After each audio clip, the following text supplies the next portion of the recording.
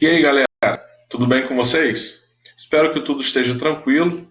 Aqui é o professor Diego e essa semana a gente vai estudar um pouco sobre a estrutura geológica, formas e processos de relevo terrestre. Vamos lá.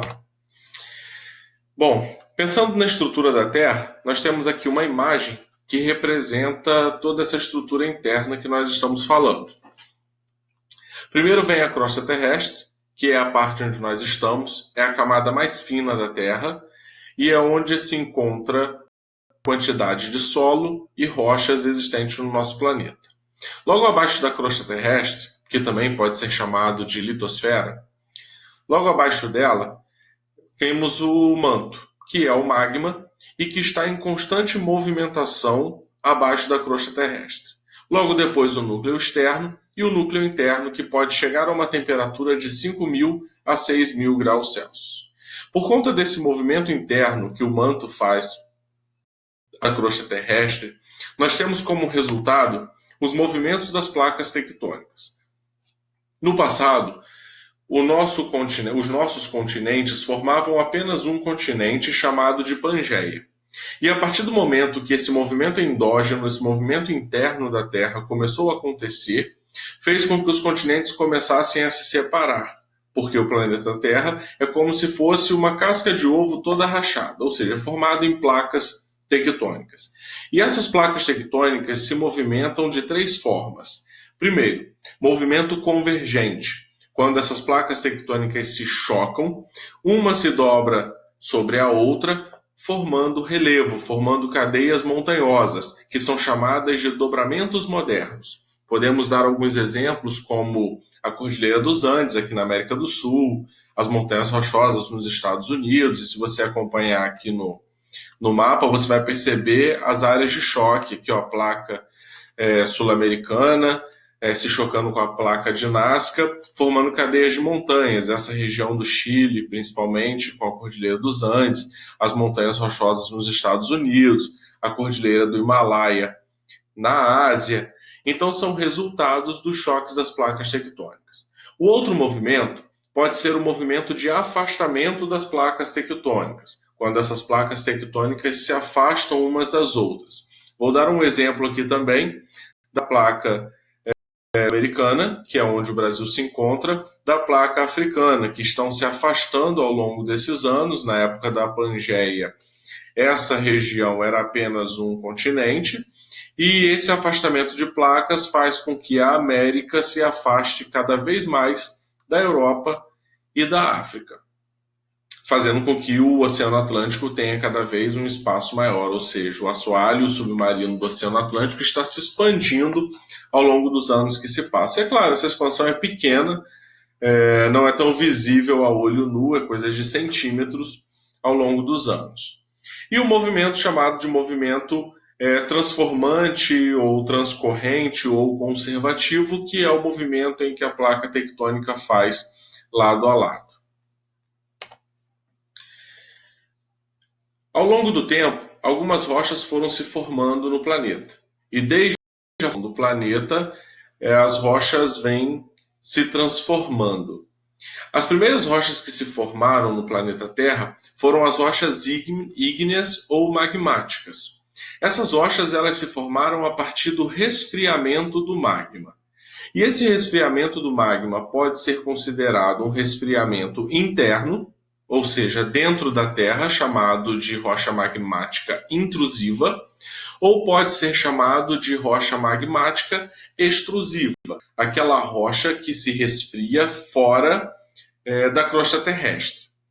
E como que ela se resfria fora da crosta terrestre? Resultado de erupções vulcânicas. E aí nós temos alguns exemplos, né? As rochas que se formam dentro da Terra, ou seja, a partir do resfriamento do magma no interior da Terra, nós temos um exemplo aqui que é o granito. O granito é uma rocha simples, uma rocha que nós encontramos no nosso dia a dia, que serve para fazer tampos de mesa, balcões, soleiras de casa e tudo mais. E é uma rocha que é composta por três minerais, que é mica, que é esse mineral pretinho, o quartzo, que é o brilhoso, e o feldspato, esse material um pouquinho mais amarelado, mais fosco.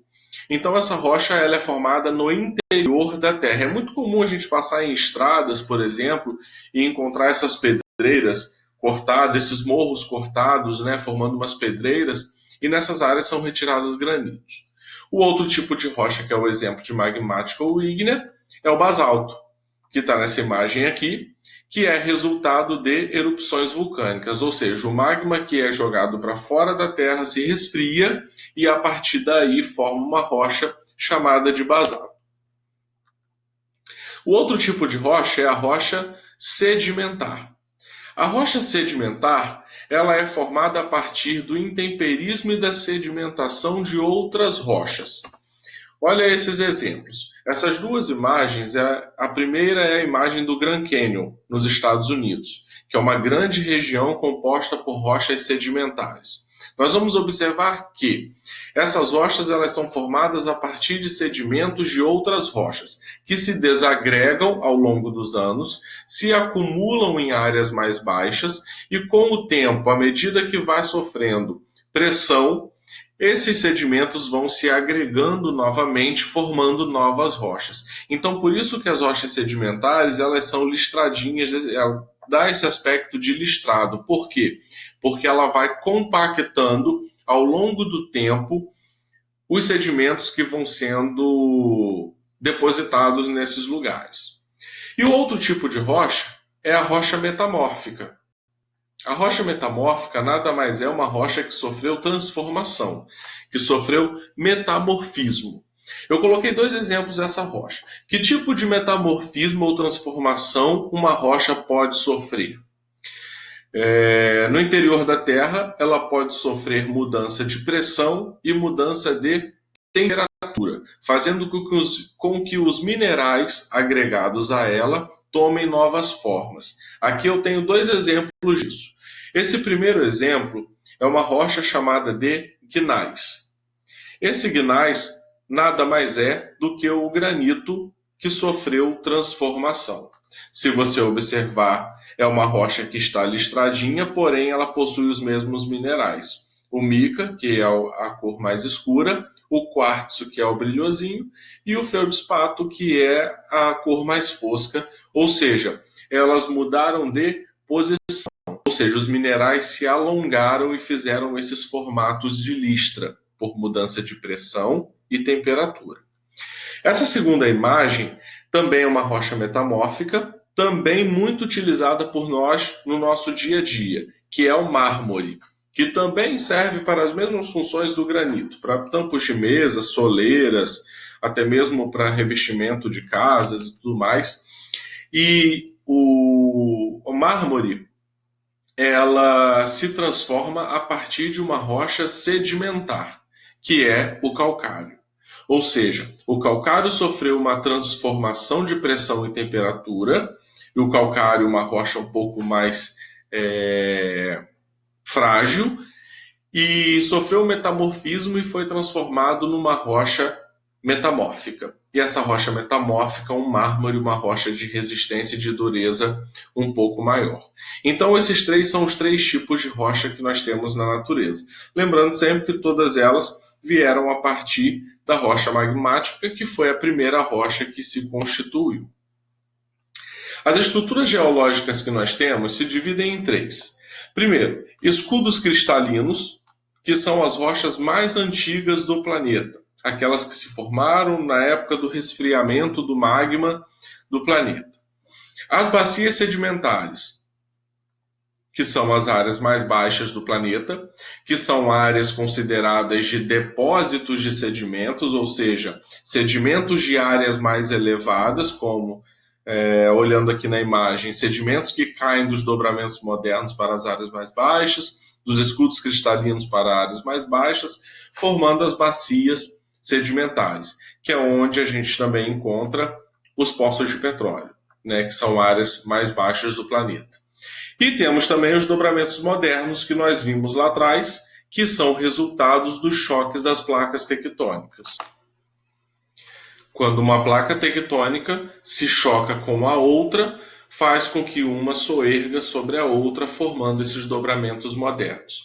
Dobramentos porque ela se dobra uma sobre a outra, moderno porque foram as últimas cadeias de montanhas que se formaram no planeta.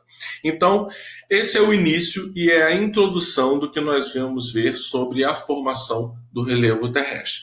Por hoje é só, bons estudos e até a próxima. Um abraço.